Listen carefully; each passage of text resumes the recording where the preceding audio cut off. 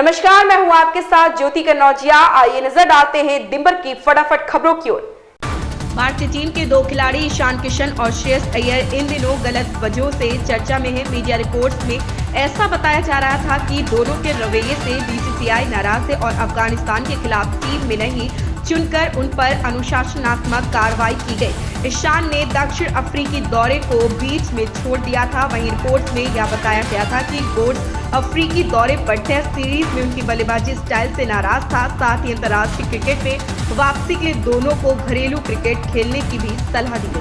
दिल्ली यातायात पुलिस ने जाम से मुक्ति दिलाने और ट्रैफिक के सुचारू संचालन के लिए मानक संचालन प्रक्रिया एसओपी बनाई है। इस एसओपी से लोगों को काफी राहत मिल रही। इसके अलावा सोशल मीडिया प्लेटफॉर्म एक्स पर दिल्ली यातायात पुलिस के सबसे ज्यादा फॉलोअर्स हैं। वहीं दिल्ली यातायात पुलिस के वर्ष 2023 के आंकड़ों से पता लगता है कि दिल्ली में लोग हेल्पलाइन पर जाम की सबसे ज्यादा शिकायत करते। दिल्ली यातायात की पुलिस की सालाना रिपोर्ट में ये बातें सामने आई तो दिल्ली यातायात पुलिस यातायात के सुचारू प्रबंधन के लिए सूचना संचार प्रौद्योगिकी और विभिन्न सोशल मीडिया प्लेटफॉर्म का उपयोग कर रही है। प्रधानमंत्री नरेंद्र मोदी आज मुंबई में देश के सबसे लंबे समुद्री पुल अटल सेतु को जनता को समर्पित करेंगे। वहीं स्वामी विवेकानंद की जयंती 12 जनवरी पर समूचे देश राष्ट्रीय युवा दिवस मना रही।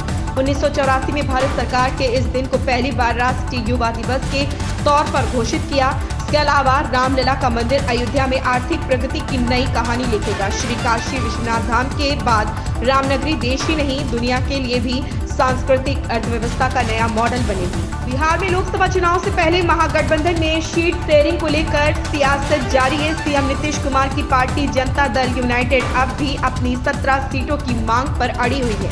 वहीं अब इस मामले में वाम दल की ओर भी प्रतिक्रिया आई है। वाम दल ने जदयू की 17 सीटों की मांग पर ऐतराज जताया है। उनका कहना है कि बिहार में 17 लोकसभा सीट पर जदयू का कोई हक नहीं बनता। वहीं डिप्टी सीएम तेजस्वी यादव ने सीट शेयरिंग के सवाल पर कहा कि गठबंधन के बड़े नेता इस पर तय करेंगे। उन्होंने स्पष्ट कहा कि मीडिया को जानकारी देकर सीट का बंटवारा नहीं होता।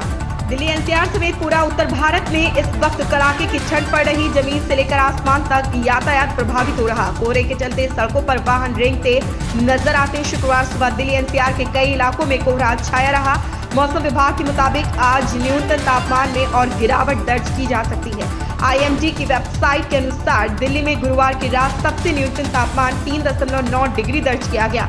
उधर घने कोहरे के कारण देश के विभिन्न हिस्सों से दिल्ली आने वाली तेज ट्रेनें देरी से चल रही हैं। रात जितनी हसीन होगी सुबह उतनी ही रंगीन होगी। किसी फिल्म के पोस्टर पर ये लाइन पढ़ने और पोस्टर पर कैटरीना कैफ जैसी खूबसूरत महिला की तस्वीर देखने के बाद भी अगर साथ में निर्देशक श्रीराम राघवन लिखा हो तो दर्शक फिल्म को लेकर कोई ख्याल पकाना भी चाहे तो नहीं पका सकता।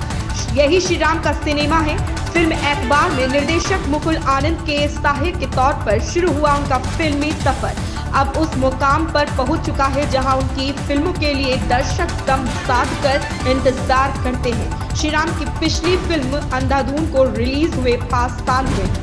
दिसंबर 2019 से शुरू हुए कोरोना संक्रमण के मामले में एक बार फिर से वैश्विक स्तर पर उछाल देखा जा रहा। वजह है नया वेरिएंट JN.1।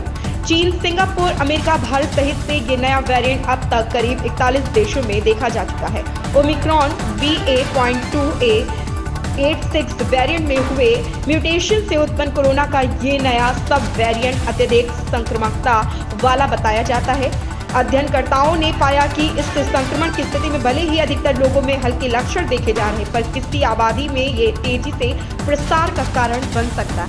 रेल यात्रियों को अब रेलवे स्टेशन पर 2 चीजों का स्वाद चखने के लिए नहीं मिलेगा। रेलवे की ओर से स्टेशन पर विशेष जांच अभियान चलाया जा रहा, जिससे इन चीजों की बिक्री मिलने पर तुरंत कार्रवाई की जाएगी। ट्रेन से यात्रा करने वाले यात्रियों को अब रेलवे स्टेशन पर पेटीज और क्रीम रोल का स्वाद चखने को नहीं मिलेगा। अगर कोई वेंडर स्टेशन पर पेटीज और क्रीम रोल बेचता पकड़ा गया तो रेलवे उस पर कार्रवाई करेगा। इसके लिए रेलवे की ओर से स्टेशन पर विशेष जांच अभियान चलाया जा रहा। दरअसल रेलवे की ओर से स्टेशन पर स्टॉल लगाने वाले वेंडरों को पहले से ही एक सूची दी जाती है। सूची के अनुसार ये वेंडर को स्टॉल पर उत्पाद बेचने हेतु होते हैं। रेलवे की उस सूची में पेटीज और क्रीम रोल नहीं है। देश के किसान अब ड्रोन की मदद से आलू की स्मार्ट खेती करेंगे। केंद्रीय आलू अनुसंधान संस्थान ने 2 साल के सूक्ष्म परीक्षण के बाद आलू की फसल के लिए एग्री ड्रोन प्रबंधन की सिफारिश की है। CPRI के उत्तर प्रदेश के मोदीपुरम और पंजाब के जालंधर क्षेत्रीय स्टेशनों पर 2 साल से ड्रोन इस्तेमाल के परीक्षण किए जा रहे थे। इनमें पाया गया है कि ड्रोन के इस्तेमाल से फसल उत्पादन की लागत, समय और पानी की बचत होगी।